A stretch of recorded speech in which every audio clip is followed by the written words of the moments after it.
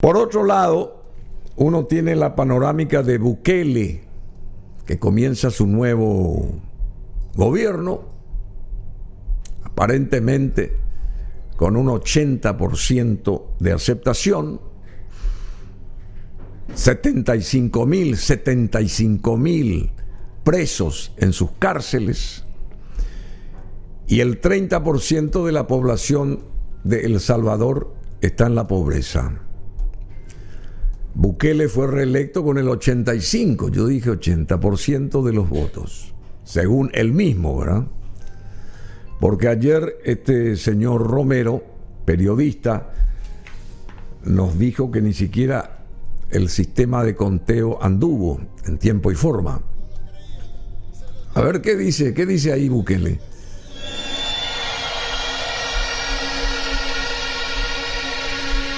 El pueblo salvadoreño habló, y no solo habló fuerte y claro, sino que habló de la manera más contundente en toda la historia de la democracia en el mundo entero.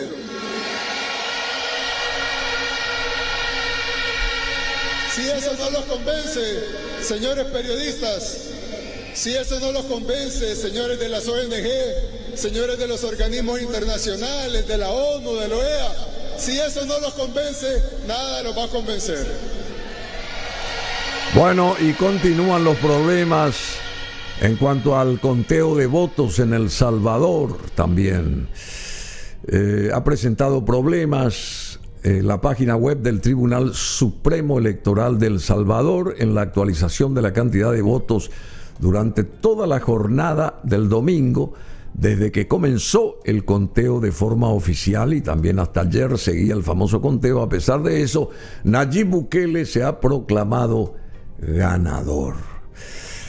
Pero hay una periodista que tiene no ovarios, super ovarios, y se llama Adela Mitchell. Tiene luz propia. Y a ver, nos cuenta ahora aquí quién es realmente, desde su prisma, Nayib Bukele. Nayib Bukele triunfó en las elecciones de El Salvador con un margen tan abismal que confirma lo que es. Un hombre que llegó al poder por la vía democrática, pero que torció todas las reglas hasta capturar al poder legislativo y a la corte. Desapareció a la oposición, y todo porque logró de forma absolutamente cuestionable devolverle la seguridad a la gente. Bukele tomó el miedo a las pandillas, lo politizó y a cambio las personas le concedieron derechos que habían ganado. En El Salvador hoy no hay democracia. Bukele se vendió como un político outsider, de fuera, aunque en realidad nunca lo fue, porque la empresa de su familia estaba ya vinculada con el Frente Farabundo Martí para la Liberación Nacional, o el FMLN, como lo llaman y lo conocen en El Salvador y en el mundo. Y tras haber sido alcalde de Nuevo Cuscatlán y también de San Salvador, terminó haciendo todo lo posible por ser expulsado de ese partido cuando le negaron ser candidato presidencial. Luego de la expulsión, se puso el traje de mártir, que le queda muy bien, y con un nuevo proyecto político se vendió como un aspirante que rompería los paradigmas de la vieja clase política. Nada más alejado de la realidad. Lo que hizo fue capitalizar los errores del bipartidismo en su país y tomó la bandera de la indignación y prometió solucionar los grandes problemas de El Salvador con tecnología al estilo millennial. Habló de sus enormes criptosueños para hacer un Bitcoin, que es una moneda de uso corriente. Por cierto, un proyecto con cargo al erario que no ha tenido mayor éxito. Una vez que triunfó y que llegó a la presidencia, mostró su rostro autoritario. Entró en febrero del 2020 con militares armados al Congreso exigiendo que le dieran 109 millones de dólares para poner en marcha un plan de seguridad del que solo él conocía los detalles. recién iniciada la pandemia, fue aplaudido por declarar en cuarentena al país y dar apoyos de $300, pero también por detener a cualquier ciudadano que no respetara las restricciones de movilidad. Ya entonces demostraba su mano dura, ese comportamiento paternalista, diciendo que la medicina para corregir el rumbo del país sería amarga. Y en efecto, Bukele tiene a El Salvador en estado de excepción. Desde el 27 de marzo del 2022, algo que no sucedía desde que acabó la guerra civil en 1992.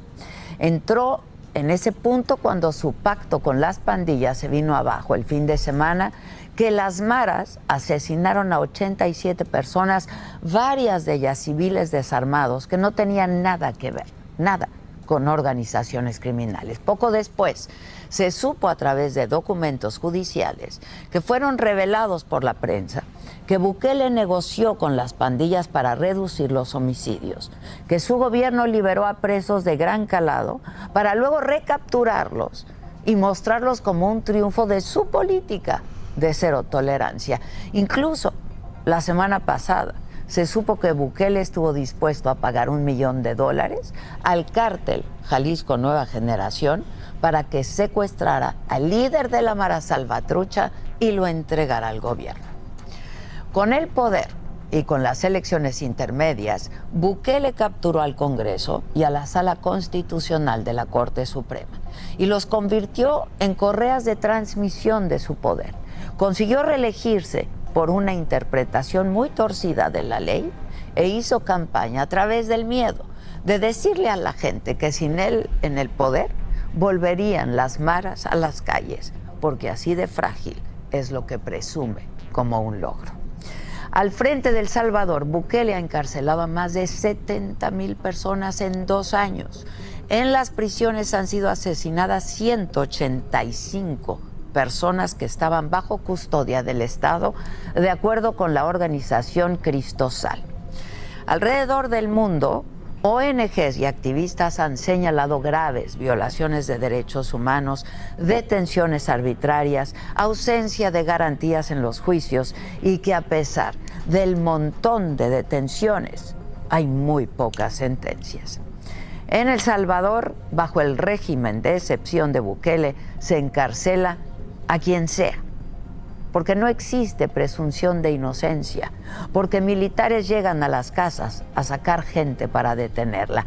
Eso es vivir en un régimen de excepción. Bukele es incapaz de presumir otra cosa que no sea atestar las cárceles de personas sin importar si son culpables o no. Mientras la tasa de pobreza en El Salvador sigue siendo una de las más altas de América Latina, alcanzando un 28.4%. Hoy, 1.8 millones de salvadoreños se van a ir a dormir en la pobreza extrema, según datos del Banco Mundial. Las principales agencias calificadoras como Moody's y Fitch Ratings han advertido que El Salvador va a entrar en impago por haber convertido el Bitcoin en una moneda legal.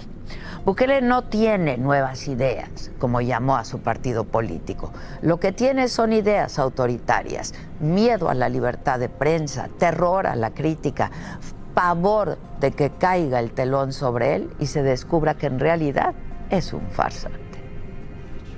Yo soy Adela Micha. Bueno, aquí está Adela Micha. Es una periodista con ovarios, súper ovarios, diría yo.